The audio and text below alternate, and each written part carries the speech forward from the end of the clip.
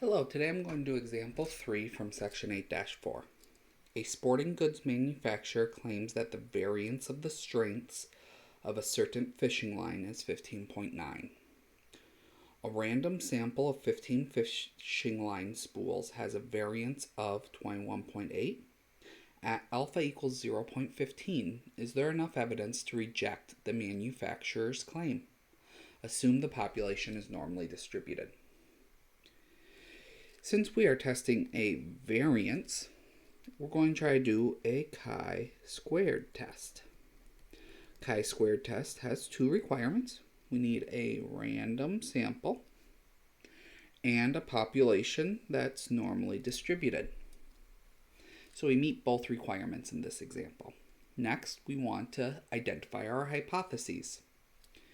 Well, he claims that the variance is 15.9. So that's going to be our null hypothesis, is that the variance, which is sigma squared, is 15.9. And again, that's our claim. Since that is our claim, our alternative hypothesis will be the opposite of that. So sigma squared not equal to 15.9. Now, we need to draw a picture. Since this is a chi-squared test, it's going to be a chi-squared distribution, which is positive and right skewed. It's a two-tailed test. So the area in each tail will be 0.075 because that's 0.15 divided by 2. Next, we need to calculate the test statistics, so chi-squared star, which is n minus 1 times s squared over sigma squared. N is 15, so n minus 1 is 14. S squared, since this is the variance, s squared is already 21.8, so we do not need to square it. And then sigma squared from our null hypothesis is 15.9. When you stick this in the calculator,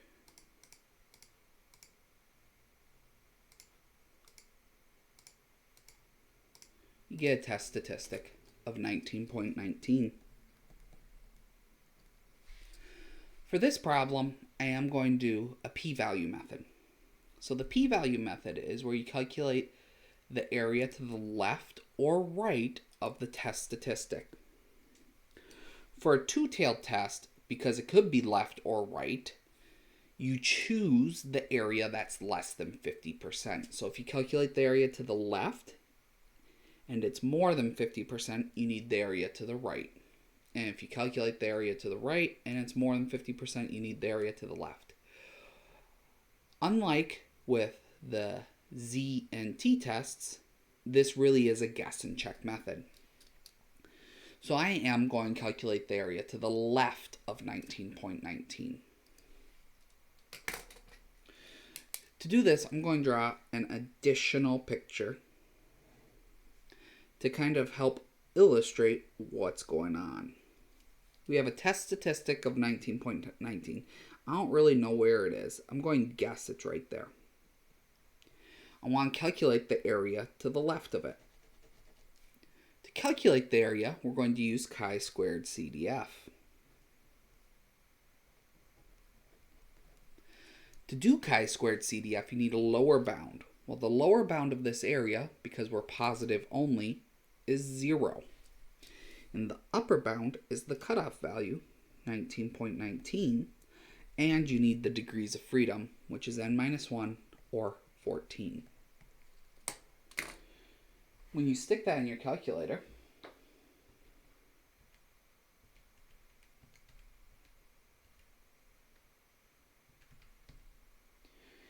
you get 0.8422, which is definitely bigger than 50%.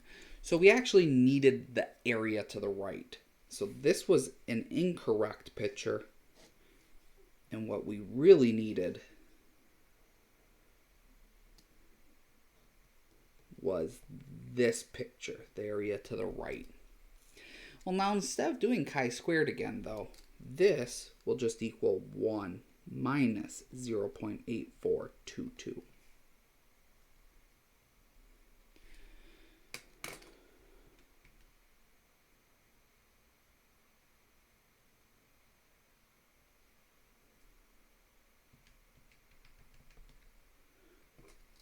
Which is 0.1578. Now, as a reminder, when you're calculating the p-value for a two-tailed test, you actually have to double this.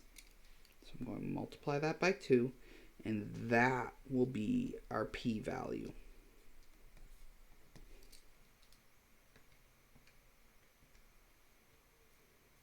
So 0.3156.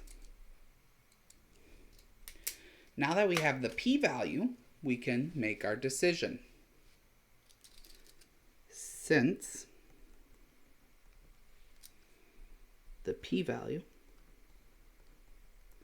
is greater than alpha, we fail to reject the null. And since the null was our claim, that means we fail to reject the claim. So there is not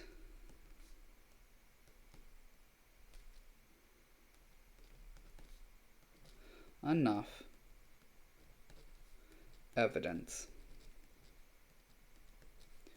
to reject the manufacturer's claim that the variance of the strengths of a certain fishing line is 15.9. And that's the end of example 3.